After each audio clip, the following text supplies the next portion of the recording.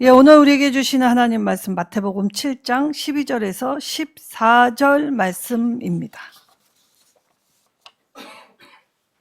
마태복음 7장 12절에서 14절 말씀. 자, 우리 다 같이 세 절이기 때문에 다 같이 한 목소리로 합독하도록 하겠습니다. 그러므로 무엇이든지 남에게 대접을 받고자 하는 대로 너희도 남을 대접하라. 이것이 율법이요 선지자니라. 좁은 문으로 들어가라. 멸망으로 인도하는 문은 크고 그 길이 넓어 그리로 들어가는 자가 많고 생명으로 인도하는 문은 좁고 길이 협착하여 찾는 이가 적음이라. 아멘.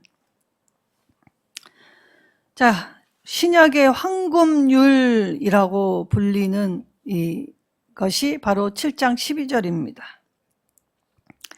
자, 황금률, 저마다 종교에서 말하고 있는 기본이 있습니다. 자, 무엇을 말하느냐라고 할 때, 자, 모두가 평생 동안 갈고 닦는 것, 그래서 도라고 하지요. 그래서 자신이 옳은 소견에 의해 도를 갈고 닦을 때 대표적인 사람이 이 부처이고 공자입니다. 자, 부처와 공자는 평생 이 지극한 양심, 그리고 자기 반성, 성찰, 이것을 하여 어느 정도의 경지에 이르렀다라고 할 때 정해진 이치와 질서, 벗어나지 않는 것, 바로 이것이었지요. 자, 똑같이 이야기하는 것 같지만 사실 다릅니다. 자, 공자는 뭐라고 했냐면, 내가 당해서 싫은 일은 남에게 행하지 말라라고 하였습니다. 자, 부처는 뭐라고 했냐면, 이유 없이 다른 사람에게 고통을 주지 말아라. 자, 그러니까 관계 속에서의 이야기를 하고 있지요. 자, 이때 좋고 싫음, 사람마다 이 분명한 것들이 있습니다. 그러나 관계성에서는 이 관계의 회복을 위해서는 자기 주장만으로는 관계를 회복할 수 없지요. 자, 그러면 손해를 본다라는 것을 볼 때 우리가 남에게의 관계에서 자, 얼마만큼의 손해를 당할 것인가의 정의 규정에 따라 가깝다, 멀다라고 이 규정을 할 수 있죠. 자, 가까우면 조금 많이 더 참아줍니다. 그러나 멀면 참아줄 이유도 없고 참아줄 필요도 없지요. 그러나 우리는 대부분의 종교성을 가지면 그래도 손해를 봐보려고 노력을 합니다. 자, 이때 이 모든 종교에서의 도는 자기 성찰, 그리고 자기의 이 의로움을 가지고 이야기를 하지요. 법 없이도 살 사람, 그래서 부처와 같다라는 표현을 합니다. 자, 그러나 기독교는 세상에서 이야기하는 공률과 자비가 전혀 다른 개념입니다. 자, 이들은 스스로의 혹독한 훈련을 통해서 이 일을 깨달았다라고 하지만, 기독교는 예수님의 십자가 자기 희생의 기반 위에서 이 말씀을 하십니다. 자, 그럴 때 자, 스스로 깨달음의 실천과 자기 희생의 실천은 본질적으로 다를 수밖에 없지요. 자, 이때에 자, 하나님의 말씀하시는 바에 따라서 일치감을 가지고 사는 사람, 바로 하나님을 믿는 그리스도인들이었다는 것입니다. 자, 사람은 자기 이익 앞에서 얼마든지 악마가 될 수 있습니다. 자, 그럴 때 이 악마를 표현할 때 사악하다라는 말을 표현하기도 하지만 때때로 귀엽다라는 표현을 쓰기도 하죠. 자, 왜 그렇습니까? 아기가 자기의 이익과 자기의 뜻을 관철하게 할 때 이 때때로 이 귀여움의 정도에 귀여운 악마라는 표현을 하지요. 자, 어쨌든 용인해 주었기 때문에 그 뜻을 받아주게 됩니다. 자, 그러나 이 아이가 이처럼 자라게 되면 어떻게 됩니까? 할아버지 수염 뽑습니다. 할아버지 상투만 흔드는 게 아니라 이 수염을 뽑게 되는, 그래서 철저히 자기만 아는 아이로 자라게 되지요. 자, 귀여운 악마는 어떻게 변하였습니까? 사악하게 변하기 마련이지요. 내 이기심의 욕심을 채우려고 하는 일타의 모든 행위들은 이 사람을 상하게 만들 수 있다는 것입니다. 의도를 가졌던 가지지 않던. 자, 이럴 때에 오늘 예수님이 이 말씀하신 이 황금률, 자, 황금률, 무엇이든지 남에게 대접을 받고자 하는데도 너희도 남을 대접하라. 이것이 율법이라고 말씀하셨습니다. 그리고 선지자다라고 하였지요.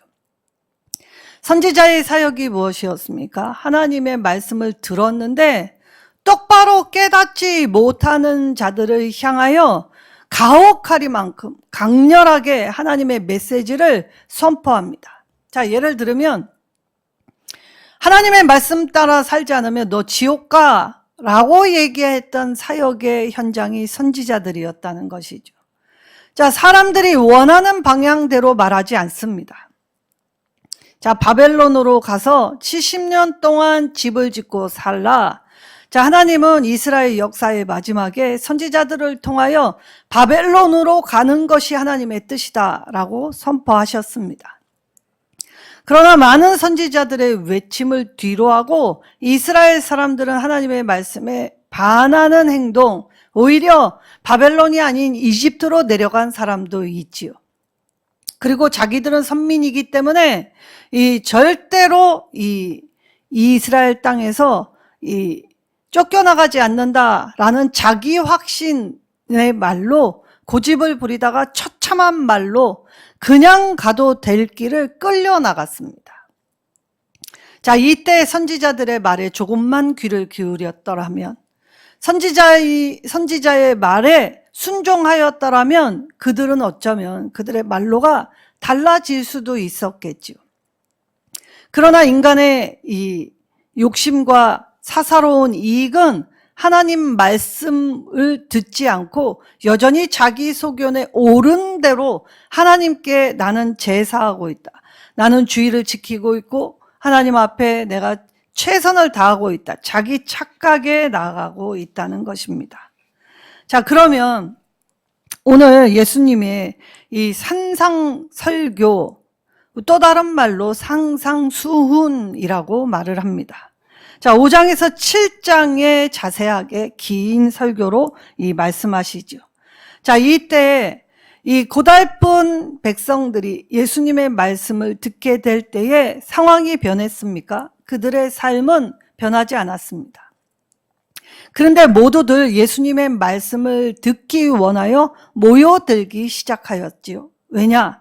상황은 바뀌지 않았지만 하나님의 말씀을 들었을 때에 그들의 마음 안에 미묘한 균열이 일어나기 시작했다는 것입니다.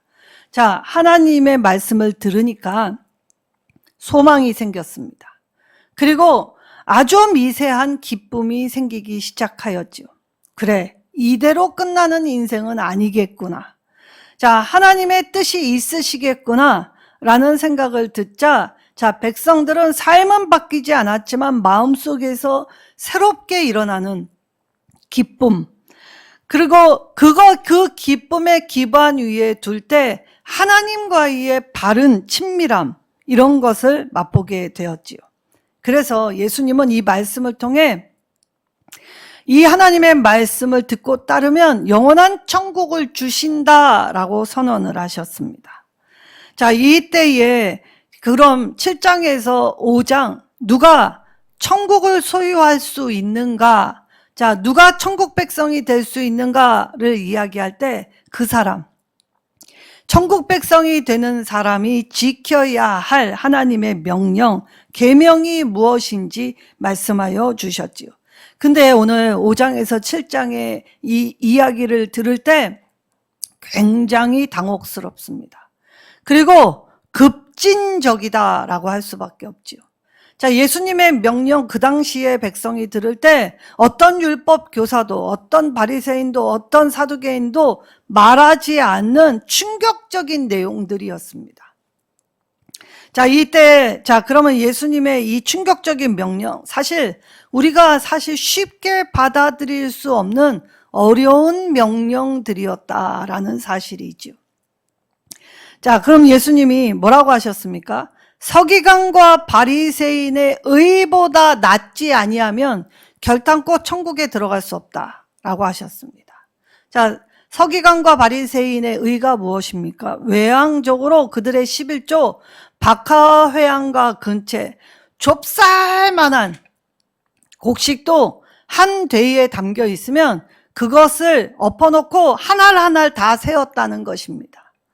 자, 그래서 거기에 10분의 1을 이 곡식의 숫자를 세서 그 좁쌀 하나하나를 세서 거기에서 딱 10분의 1을 구별해서 하나님께 드린 형식, 대단한 것이죠. 자, 그렇다면 오늘날에 새벽기도 빠지지 말아야 되고 각종 예배 빠져서는 안 됩니다. 어떤 핑계도 있어서는 안 되죠. 더구나 직분자들 11조만 하는 것이 아닙니다. 자, 여러 가지의 구제 헌금, 3년에 한 번씩 드리는 구제 헌금도 드려야 하죠. 그리고 거기에 자기의 신앙의 결단 1,000번제도 있습니다. 자, 그리고 목적 헌금, 여러 가지의 헌금을 띄면 감사 헌금, 절기 헌금, 여러 가지의 헌금이 참 많죠. 자, 그리고 나아가 직분을 하게 될 때 이른 아침부터 밤 늦은 때까지 남들이 안 하는 굳은 봉사들, 차량 봉사, 주방 봉사, 그리고 청소, 여러 가지의 일들로 이 열심을 내며 하나님 나라의 전의 일꾼으로 누구보다 애써야 했다는 것입니다. 자, 그러면 바리새인과 사두개인의 의보다 낫지 아니하며, 그러니까 예수님은 그들의 외형이 잘못됐다고 하지 않으셨습니다. 외형은 유지하되 그 마음 안에 있는 본질을 꿰뚫으셨기 때문에 형식만 강화하려는 그들의 잘못된 실태를 말씀하셨던 것이죠. 자, 그리고 여기에 오른 눈이 실족하게 하면 오른 눈을 빼버리라고 하셨습니다. 자, 오른손이 잘못 범죄하면 오른손을 찍어버리라라고 하셨죠. 자, 그러니까 너희 눈이 실족, 잘못을 행하게 될 때 그 눈으로는 천국 도무지 못 들어가니까 그 눈 빼버리고 불구로 천국 들어가는 게 훨씬 낫지 아니한가? 라고 말씀하셨다는 것입니다. 자, 그리고 핍박하는 자 위에서 나의 오른뺨을 때리면 왼뺨을 돌려대야 합니다. 자, 내 겉옷을 뺐으면 내 속옷까지 내주라 하였습니다. 자, 오리를 가자 하면 십리를 가게 동행하여 주라 하셨지요. 자, 외식하지 말라, 염려하지 말라, 불안해하지 말라, 남 비판하지 말라, 맹세하지 말라, 악한 자 대적하지 말라. 그리고 여러 가지의 이 이야기를 하실 때에 특별히 5장에서 이 7장 안에는 팔복을 선언하십니다. 자, 가난한 자 복이 있나니 천국이 그들의 것이며, 애통하는 자 복이 있나니 위로를 받을 것, 온유한 자 복이 있나니 땅을 기업으로 얻을 것이요, 의에 줄이고 목마른 자 복이 있나니 배부를 것이며, 국률이 여기는 자 복이 있나니 그들이 국률이 여김을 받을 것이며, 화평케 하는 자 복이 있나니 하나님의 아들이라 일컬음을 받을 것이요, 마음이 청결한 자 복이 있나니 하나님을 볼 것이다. 의를 위하여 박해를 받는 자 천국이 그들의 것이다라고 말씀을 하셨죠. 자, 그러면 예수님이 오늘 이 팔복을 선언하시면서 이 5장에서 7장, 자, 하나님 나라에 들어가는 백성이 해야 하는 일 중에 6가지의 규례를 더 말씀하십니다. 자, 이 6가지 규례 무엇이 있냐? 자, 살인하지 말라 10계명에 있었지요. 근데 이 살인을 특별히 어떤 도구를 가지고 의도와 목적을 가지고 때로는 우연히 예기치 않은 일을 제외하고는 어떤 것도 생명에 해악을 끼치지 말라라고 하셨지만 예수님은 여기에 이 악한 의도를 담고 또는 화내고 욕하는 것까지도 이 살인과 같은 범주 속한다고 얘기하셨습니다. 자, 그러니까 율법보다 더 세게 나가셨다는 걸 알 수 있지요. 자, 두 번째는 간음하지 말라라고 하였습니다. 자, 근데 간음, 실제로 행동하는 것, 이웃집 여자와 이웃집 남자의 이야기가 아닙니다. 자, 여기 간음은 특별히 성적인 것만 포함하지는 않죠. 우리의 삶의 모든 부분에 하나님 아닌 것, 하나님보다 더 중요하게 여기는 모든 것을 간음으로 말씀하십니다. 근데 여기 사실 우리가 행동하지 않을 때에 우리의 속에서 일어나는 건 생각과 이 마음이죠. 근데 예수님은 마음으로 그리고 눈으로 보는 것을 범죄화시키신 것이 아닙니다. 눈으로는 볼 수 있지요. 그런데 눈으로 보고 그 순간에 마치 범죄한 듯, 가져봤으면, 취해봤으면, 뺏어봤으면 생각 그것도 간음이다 라고 말씀하셨던 것이죠. 그리고 세 번째, 이혼에 대해서 말씀하십니다. 오늘날에 연예인들 뿐만이 아니라 일반인도 이혼, 재혼, 삼혼, 사혼 여러 가지의 일들이 비일비재하게 일어나고 있지요. 그래서 요즘 설교에는 이혼하지 말라라는 설교 할 수 없습니다. 교인들 중에 이혼을 한 사람들이 너무 많기 때문이지요. 근데 이때에 이 예수님께서 이 때리는 남편, 도박하는 남편, 그리고 이 바람피는 남편 또는 아내 이런 사람들하고 무조건 참고 살라고 하신 말씀이 아닙니다. 자, 이때에 이혼하지 말라라는 말은 내 마음이 변해서 지루해서 그리고 더 이상 만족을 얻을 수 없어서 이 신의를 저버리는 일, 그런 일들, 내 마음이 바뀌어서 하는 일들을 주의하라고 하지요. 자, 병든 아내가 이 남편이 다른 여자가 생겨서 이혼을 요구하였습니다. 이건 책에 나온 이야기입니다. 그래서 아내가 한 달만 내 요구를 들어주면 아무 바람 없이 재산 분할도 요구하지 않고 이혼해 주겠다라고 하지요. 그래서 무엇이냐라고 할 때 이 매일 밤마다 나를 안아서 침대 위에 눕혀주고 잘 자라고 이야기해줘라. 자, 왜 우리의 아들이 부모가 싸우는 모습으로 이혼하는 모습을 보면 우리 아들의 평생의 기억에 부모는 싸우다 이혼했다라는 기억이 남길 거 아니냐. 그래서 한 달만 이렇게 해달라. 근데 남편이 이 요구를 하는 이유를 알 수 없었습니다. 그래서 어쩔 수 없이 재산 분할을 안 해도 된다 하니 어려운 일도 아니고 그래서 한 달 동안 매일 밤 아내를 안아서 침대에 눕혀주고 잘 자라고 이야기를 하죠. 처음엔 굉장히 어색했습니다. 대면했습니다. 근데 한 주가 지나고 2주가 지나니 무언가가 조금 이상하다는 생각이 들기 시작했죠. 아내의 몸무게가 생각보다 가벼워지고 있었던 것입니다. 그래도 무신경하게 지나게 되었죠. 자, 한 달쯤 가까이 갔을 때 남편의 마음이 바뀌기 시작했습니다. 냉랭해진 마음이 아내를 향해 돌아서기 시작했지요. 그리고 한 달쯤 다 된 때에 이 아들이 울면서 아버지한테 전화를 하였습니다. 엄마가 침대에 누워 있는데 말도 하지 않고 눈도 뜨지 않는다.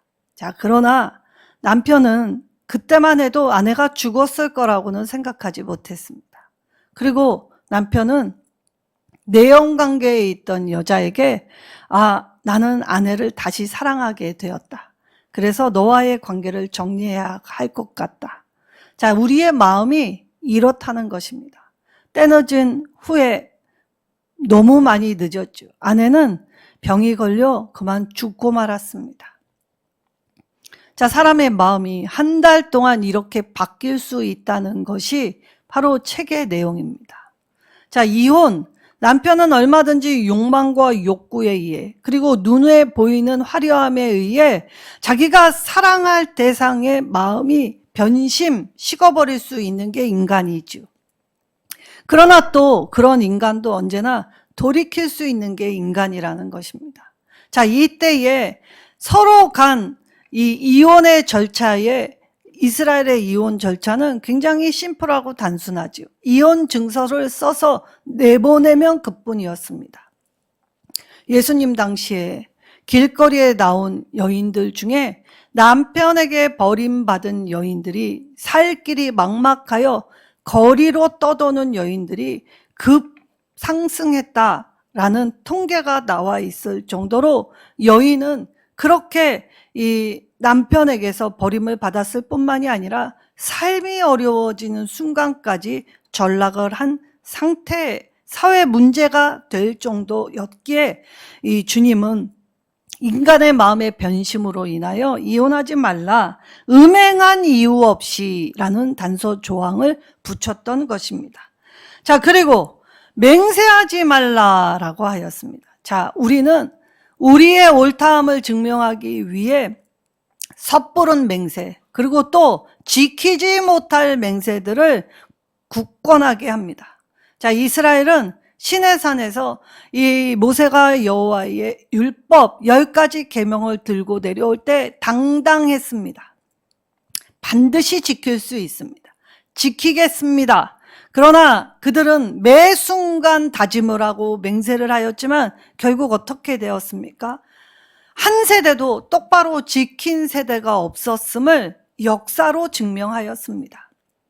자, 그러니까 맹세는 우리의 인간의 연약함이었다는 것이지요. 그래서 예수님은 우리의 연약함을 알았기 때문에 맹세하지 말라, 어떠한 이유로든 이라는 단서 조항을 붙이셨습니다. 인간은 그만큼 연약한 존재이기 때문이죠.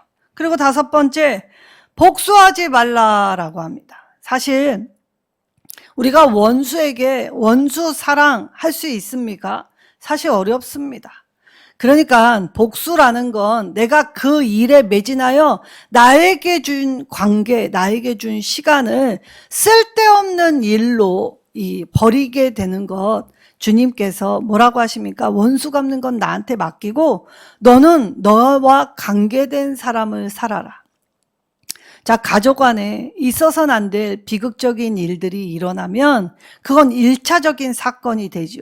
근데 이 일이 2차적으로 어떻게 됩니까? 이 사건이 오래 그 가정의 상흔으로 남아 가족 관계 안에서 이 자녀들이 자라날 때까지 그 문제가 해결되지 않습니다. 문제에 매여 있으면 자라나는 시간, 그리고 회복되는 시간마저도 전복시킬 수 있죠. 그리고 원수를 갖고 난 사람들이 대부분 뭐라고 합니까? 허탈하다. 내가 이 일을 위해 평생 내 힘을 전심으로 쏟았는데 고작 이까지 것 때문에 내가 이렇게 했던가? 라는 뼈저린 후회가 같이 온다고 하지요. 그래서 원수가 복수하지 말라라는 말은 원수를 사랑하겠다고 부들부들 떨면서 노력하라는 말이 아닙니다. 자, 그 일은 그냥 제쳐두고 오늘 나에게 열린 시간 안에서 또 나에게 맡겨진 관계에 집중하며 선한 일을 행하려고, 내가 상처받았기 때문에 그 일에 이 가시를 세우고 고슴도치처럼 내 옆에 오지 마라고 하지 말고 그것을 딛고 많은 사람들과 함께 더 풍성한 삶을 살아내라는 말씀이죠. 그리고 6번째, 원수사랑이라고 이야기하셨습니다. 자, 원수일지라도 사랑하라라고 하시죠. 자, 사랑은 모든 걸 이길 힘이 있기 때문이었습니다. 자, 할 수 없는 일을 타 종교에서 얘기한 벽을 보고 그리고 나름 고행으로 득도를 하라는 말씀이 아닙니다. 자, 이때에 이렇게 예수님의 급진적이고 충격적인 명령, 사실 우리가 다 지킬 수 없지요. 그러면 예수님의 이 말씀을 학자들 중에 뭐라고 얘기하냐면 이건 임시적 그리고 예외적 법정 조항으로 봅니다. 그 당시에만, 그 시대에만 있었을 일 아닌가라고 얘기하죠. 그렇다면 하나님의 말씀에 위배됩니다. 자, 예수님이 뭐라고 말씀하셨습니까? 천지는 없어지려니와 나의 말 율법의 1.1획도 결코 없어지지 아니하리라 라고 말씀하셨기 때문입니다. 자, 그리고 예수님 뭐라고 하셨습니까? 나는 율법을 폐하러 온 것이 아니라 이 완성하러 왔다, 완전하게 하러 왔다. 5장 17절에 말씀하셨죠. 자, 그러니까 그렇다면 오늘 이 급진적인 명령, 사실 우리가 이렇게 행해야만 하나님 백성이 될 수 있다는 사실, 그러니까 버겁게 느껴지죠. 자, 그럼 이런 버거움 짐은 복음입니까? 좋은 소식입니까? 분명 예수님의 말씀은, 예수님의 생애는, 예수님의 가르침은 복음, 기쁨의 좋은 소식인데 이처럼의 무거운 짐 지고 허덕이는 인생을 살라고 하셨을까? 결코 그렇지 않죠. 그래서 예수님은 오늘 마태복음 5장에서 7장 이 산상 설교를 통해서 율법을 완전하게 하기 위해서, 그러니까 이 하나님 말씀에 담긴 의미, 뜻이 무엇인지 바르게 제대로 가르쳐 주시기 위함이었다라는 것을 알 수 있지요. 자, 그러면 예수님이 팔복, 자, 그러면 팔복이 가난한 자, 애통하는 자, 그리고 온유한 자, 의에 줄이고 목마른 자, 국률력 있는 자, 마음이 청결한 자, 화평케 하는 자, 의를 위하여 박해를 받는 자. 자, 노력하라는 말씀입니까? 노력해서 이 결과를 성취하라는 말씀이 결코 아니죠. 만약에 노력해서 성취할 거면 그에 합당한 보상이 뒤따라 나와야 했습니다. 근데 팔복 안에는 어떠한 보상도 이야기해 주시지 않습니다. 그러니까 오늘 이 팔복과 함께 6가지의 주제에서 예수님이 이 어려운 명령들을 하실 때, 특별히 오늘 마태복음 7장 12절 황금률을 통해서 예수님이 뭐라고 하십니까? 내가 싫은 건 남한테 강요하지 마라. 그리고 내가 정말 그렇게 진실한 사랑 받고 싶으면 너부터 진실한 사랑으로 남을 대해라. 진심 어린 사랑의 마음으로 그렇게 나아가게 될 때 하나님 나라는 이런 자들의 것이다. 그래서 이 듣고 지키기 힘든 어려운 명령 앞에서 오늘 하나님 사랑과 이웃 사랑, 그의 율법이 무엇이냐?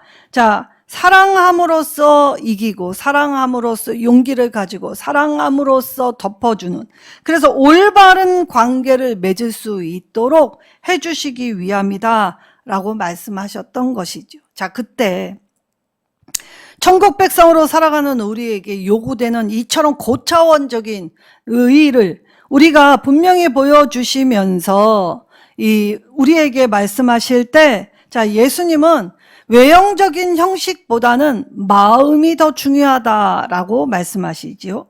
그래서 5장 24절에 자, 예배 드리기 전, 예물을 제단 앞에 드리기 전 형제와 불목한 것이 생각나거든. 그러니까 예배를 드릴 때 조금 더 자유롭지 못할 무언가 꺼리낌이 있다면, 그렇다면 이 잠시 제사는 내려두고 형제와 화목한 이후에 이 제사 드려라 라고 말씀하셨습니다. 형식적으로 하나님 앞에 드리는 것보다 먼저 마음으로 하나님의 의를 이루고 하나님과의 관계를 다시 세울 때, 그럴 때 우리 죄 많은 인생들이 하나님의 관계 속에서 이 예수님의 명령을 지킬 수 있다는 것이죠.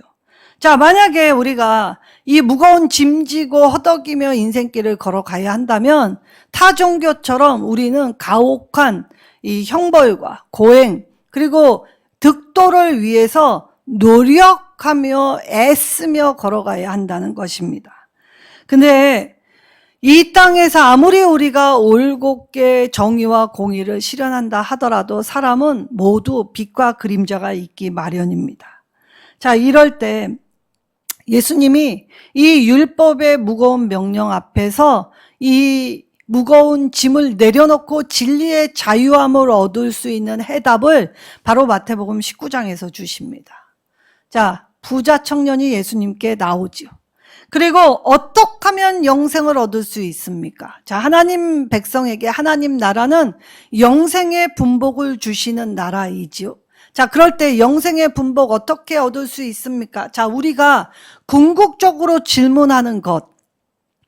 이 일이 언제 해결됩니까? 이 질고가 나에게서 언제쯤 떠납니까? 우리는 이런 걸 묻지만 사실 이런 것들은 그때그때뿐입니다. 자, 부모가 자녀가 대학을 갈 때 이 아이 좋은 대학 가게 해주십시오. 그래서 대학에 떡 붙었습니다. 하나님이 내 기도에 응답하셨다 말하며 기뻐하죠. 자, 그러면 그 아이가 대학 4년 다닐 내내 기뻐합니까? 그걸로 끝납니까?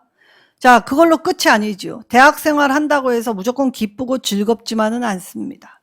자, 그러면 좋은 직장 또 가야 합니다. 자, 그걸로 끝나지 않지요. 결혼해야 합니다. 자, 인생의 모든 순간과 문제가 계속 연속적으로 다가오죠. 그러니까 우리가 인생의 궁극적인 하나님을 향한 질문은 이 질고와 이 문제가 언제 떠납니까가 아니라 내가 하나님 나라의 영생을 어떻게 소유할 수 있습니까? 이 질문을 하라고 광야로 부르셨던 것입니다.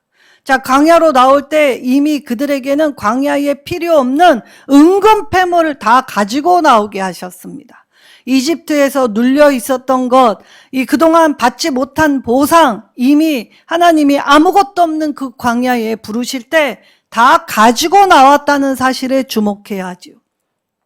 이 세상에서 우리가 구하고 바라는 있을 데 없는 것, 광야로 가지고 나왔더니 어떻게 되었습니까? 이건 아무것도 나에게 도움이 돼주질 못했습니다. 그리고 광야에 나오게 될 때 길이 없는 곳에 길을 내고 물이 없는 곳에 물을 내신 하나님만 중요하였죠. 그리고 하나님만 붙들고 하나님을 부르고 하나님과 동행하는 곳이 광야였다는 것입니다. 그때 이스라엘이 광야에서 먹고 살 문제를 질문할 게 아니라 어떻게 하면 영생을 얻을 수 있습니까? 그걸 질문해야 했는데 인생이 물어야 할 질문을 하지 못하고 유리방황한 곳이 광야가 되었다는 것입니다. 자, 이때 부자 청년이 어떻게 하면 영생을 얻을 수 있습니까? 라고 할 때, 자, 하나님이 주신 이 계명 지키면 된다라고 말씀하셨지요. 자, 이때 부자 청년이 뭐라고 답을 합니까? 어처구니 없는 말, 내가 다 지켰다고 자신 있게 이야기합니다. 자, 저와 여러분이 오늘 하나님 말씀 앞에서 내가 지키지도 못할 약속, 내가 다 지켰습니다 하는 뻔뻔함으로 나와가지고 있지 않은지 돌아봐야 하죠. 자, 십계명 우리는 지킬 수 없습니다. 철두철미하게 형식을 지킨다고 하여도 10번째 계명, 마음으로 생각으로 짓는 죄. 우리는 사람의 생각, 우리의 마음을 들여다볼 수 있는 이 시만이 없습니다. 하나님만이 우리의 생각과 뜻을 아시죠. 그래서 하나님을 속일 수 없는 것입니다. 그래서 10번째 계명에는 다 걸려 넘어지기 때문에 로마서 3장 10절에 의인은 없나니 하나도 없다라고 규정하셨던 것이지요. 그러니까 우리의 뻔뻔함이 하나님 말씀 내가 다 지켰습니다 라고 할 수 없습니다. 그러나 예수님은 그마저도 사랑하셨습니다. 그래서 부자 청년에게 뭐라고 하셨냐라고 할 때, 그래, 네가 하나님 이 계명 온전히 지키려고 애썼다는 것, 그래, 내가 너를 사랑스럽게 여기노라 라고 하시면서, 근데 네게 한 가지 부족한 것이 있다 라고 얘기할 때, 자, 내 소유를 팔아 가난한 자에게 주라 라고 하셨지요. 이때 부자의 개념이 어느 정도가 부자입니까? 사실 오늘날 우리가 사실 이 1,000만 원만 가져도 부자입니다. 제 통장에 1,000만 원 없습니다. 자, 그러니까 1,000만 원 가진 사람 제 눈으로 볼 때 부자입니다. 자, 근데 사람마다 만족도가 다르지요. 그러니까 1억 가져서 부자인 사람, 10억 가져 부자인 사람, 100억 가져도 만족 없으면 부자라고 할 수 없지요. 자, 그럼 소유, 내가 가진 것, 가질 때 이 소유, 내가 소유한 건 사실 이 땅에서 내가 공수래 공수고 빈몸으로 와서 빈몸으로 가야 할 인생이 내 것이 어디 있습니까? 자식 내 몸으로 낳아도 겉 낳았지 속 낳았다고 얘기하지 않습니다. 그래서 이 땅에서는 수고하고 애썼지만 내 것이라 할 수 있는 것이 아무것도 없지요. 이때 그렇구나, 내 것이라고 할 만한 게 없구나. 그래서 그 소유를 판다라는 말은 내 것을 내려놓는다라는 뜻입니다. 그걸 깨달아야만 자족이라는 건 깨달음의 기반 위에서 서게 되지요. 그래서 가난한 사람에게 주라라고 하셨습니다.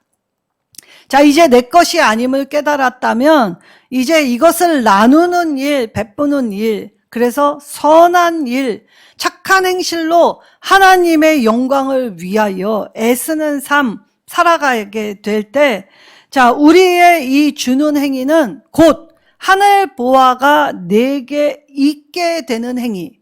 그러니까 주라 하셨지만 실상 내 안의 것을 채우는 것, 내 하늘 보고에 창고에 내 것을 채우는 일이 된다고 말씀하셨죠. 그러니까 우리가 이 땅에서 무조건적인 희생, 무조건적인 헌신 아니라는 말입니다. 하늘나라는 구원은 거저 주셨지만 하늘나라는 거저 들어가는 나라가 아닌 것이지요. 그리고 와서 나를 따르라 라고 하셨습니다. 자, 이때 부자 청년은 예수님의 말을 듣고 근심하여 돌아가지요. 이때 부자는 하늘나라 결단코 들어갈 수 없다라고 하셨습니다. 자, 그러면 여기서 부자의 정의, 나는 부자가 아니니까 하늘나라 들어가냐? 자, 내 것에 만족이 없을 때, 그리고 하나님이 이 모든 것을 나에게 주셨다라는 청지기 정식이 없는 모든 사람은 다 부자입니다. 하나님의 말씀을 순종하지 않는 사람 다 부자이지요. 그리고 이 부자는 하나님의 뜻대로 살아가지 않는 사람 모두 다 부자입니다. 결단코 천국에 못 들어갑니다. 자, 그러면 이 말씀을 비춰볼 때, 자, 우리는 하나님의 명령을 따를 힘도 없고 능력도 없고 아무런 이 노력, 우리의 헛된 노력일 뿐이지요. 그러나 하나님의 의, 특별히 예수님의 십자가에서 죄 많은 인생 우리를 거저 버려두시지 않고 이 값을 치러서 속량하셨기 때문에 이 예수님이 이루어 놓으신 십자가, 우리의 죄를 담당하시고 하나님의 의를 우리에게 주셨기 때문에 우리는 우리 스스로 이것을 행할 수 있는 능력은 없어도 하나님의 은혜로 이 일을 할 수 있게 붙들어 주신다는 것입니다. 자, 그러니까 내 수고와 노력이 아니라 온전히 하나님의 하나님의 은혜로 이 일을 할 수 있게, 감당할 수 있게, 이루어질 수 있게 해 주신다는 것이죠. 자, 그러면 산상 설교는 할 수 없는 일을 무거운 짐진 자로 눌려주신 게 아니라 우리의 힘으로 할 수 없기 때문에 하나님의 의가 무엇인지 보여주시고 그 의를 따라 살도록 권면, 날마다 깨우쳐 주시고 날마다 들려주시고, 그래서 이 하나님의 의를 따라 살도록 권면해 주시는 동시에 하나님의 은혜로 주어지는 하나님의 의, 사모하며 영혼을 향해 걸어가라고 하셨던 것입니다. 자, 그래서 황금률로 불리는 이 말씀을 통해서, 자, 노력해서 되는 것이 아니라, 자, 하나님께 복받는 자, 바로 하나님의 인정을 받은 자. 근데 이 하나님의 인정을 받은 자는 죄 많은 인생, 이 죄 많은 인생에게 베풀어 주신 하나님의 은혜로 말미암아 우리는 이미 누구에게도 단 한 번도 제대로 된 인정을 받아보지 못한 인생이 하나님으로부터, 그 위대하신, 그 놀라우신, 그 크신 하나님으로부터 이미 빛이다, 소금이다, 인정받은 자로 이 땅을 살아가게 하셨다는 것이지요. 자, 그러면 오늘 하나님 나라의 윤리, 내가 이 땅에서 하나님을 믿는다라고 고백할 때에 이 질고 많고 고통스러운 세상에서 하나님을 붙듦으로 하나님으로 가득 차게 될 때에 이 나를 드러내는 건 세상 나라지만 하나님 나라 백성은 나를 드러내는 게 아니라 하나님을 드러내며 사는, 그래서 하나님의 뜻이 무엇인지, 하나님이 기뻐하시고 선하시고 온전하신 뜻을 분별하며 내가 거기에 부응하고 합당하게 살아가려고, 그래서 하나님의 사람으로, 그래 하나님을 의지하며 살아가는 자 되게 하셨다는 것입니다. 자, 그러면 우리가 세상에서 하나님 나라를 경험하는 유일한 방법은 하나님을 의지하는 것뿐이다 라고 말씀하시죠. 그리고 우리 같은 죄 많은 인생이 그 거룩하신 하나님의 이름을 부르고 은혜의 보좌 앞으로 담대히 나아갈 수 있게 하신 것이 영예라는 말씀입니다. 자, 이때 좁은 문으로 들어가라 라고 하십니다. 자, 감당하기 어려운 명령일지라도 하나님의 은혜와 의가 있기에 오늘 하나님의 말씀에 반응하여 이제 나의 고집과 나의 생각과 나의 뜻, 다 판단 다 내려놓고 하나님의 말씀을 채울 때 하나님이 주시는 말씀의 분별함을 가지고 하나님의 뜻으로, 그래서 내 마음이 변화되고 내 행실이 바뀌어 하나님 앞에 드리는 내 예배가 기쁨과 감사로 회복될 때에 우리가 머무는 삶, 시간, 관계, 그 모든 것을 통해 하나님 나라가 시작되었기 때문에 마침이 될 때까지 끝까지 붙들어 주신다는 것입니다. 자, 많은 사람은 자기 소유에 집중합니다. 그러나 하나님을 믿는 백성은 소유가 아닌 하나님을 의지하는 사귐에 집중하죠. 그래서 그리스도인들은 하나님과의 사귐을 위해 예배하는 자리, 말씀 듣는 자리, 기도하는 자리에 사모하며 찾아오는 것입니다. 자, 오늘 생명으로 인도하는 물은 좁습니다. 그리고 길이 협착하여 찾는 이가 적을지라도 거기에만 생명이 있지요. 그렇다면 오늘 고달픈 세상길을 갈지라도 하나님을 의지할 때 하나님 주시는 것 충만하면 그 기쁨과 감사로 감당하게 될 때 우리가 걸어가는 삶은 그렇게 험난하지 않더라는 것이죠. 왜냐? 하나님이 인도하신 그 길에는 광야에서 길을 내셨기 때문입니다. 반석에서 물을 내시지요. 그리고 우리가 마땅히 드려야 할 하나님 질문, 영생을 어떻게 얻습니까? 라고 할 때 이 영생에 관한 해답을 하나님이 우리와 함께 동행하시면서 하나님이 천국으로 인도해 주시기 때문입니다. 오늘 이 말씀을 들으며 우리가 이 황금률, 내 이기심, 내 고집, 내 생각 내려놓고 이제 내가 원하는 것, 내가 행동하면서 하나님과 이웃과의 바른 관계를 맺어서 사랑으로 결단하고 사랑으로 용기 있게 사랑으로 나눌 때 올바른 관계에서 주시는 의와 공도를 행하면 저절로 이 좁고 협착한 천국이 우리 앞에 와서 크게 열려지게 될 것입니다. 오늘 세상 번영을 추구하는 자가 아니라 하나님 주시는 복을 사모하는 자로서 이 하나님과의 바른 관계를 맺게 되시는 저와 여러분 되시기를 예수님의 이름으로 축원합니다.